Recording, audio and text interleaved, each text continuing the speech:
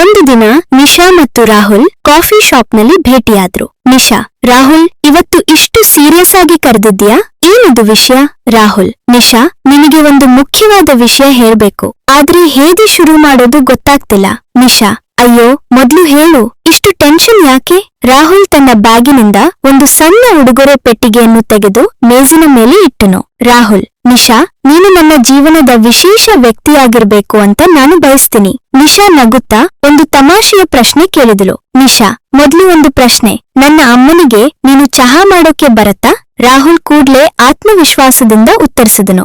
ರಾಹುಲ್: ಚಹಾ ಮಾತ್ರ ಅಲ್ಲ, ಅಡುಗೆ ಕೂಡ ಕಲ್ತುಕೊಳ್ತೀನಿ. ನಿಶಾ ನಗುತ್ತಾ ತಲೆಯಾರಿಸಿದಳು. ನಿಶಾ: ಸರಿ, ಮೊದ್ಲು ಅಮ್ಮನ ಪರೀಕ್ಷೆ ಪಾಸ್ ಮಾಡು. ಅಷ್ಟರಲ್ಲಿ ಕಾಫಿ ಶಾಪ್ನ ಸಿಬ್ಬಂದಿ ಬಿಲ್ ತಂದು ಮೇಜಿನ ಮೇಲೆ ಇಟ್ರು. ರಾಹುಲ್ ಬಿಲ್ ನೋಡಿ ಬೆಚ್ಚಿ ಬಿದ್ದನು. ರಾಹುಲ್: ಪ್ರಪೋಸಲ್ಗಿಂತ ಈ ಕಾಫಿ ಬಿಲ್ಲೇ ದೊಡ್ಡ ಟೆನ್ಷನ್. ನಿಶಾ ಜೋರಾಗಿ ನಕ್ಕಳು. ಕೊನೆ ಮಾತು: ಪ್ರಪೋಸಲ್ ಆಯ್ತು, ಕಾಫಿ ಬಿಲ್ ನೋಡಿ ಟೆನ್ಷನ್ ಆಯ್ತು.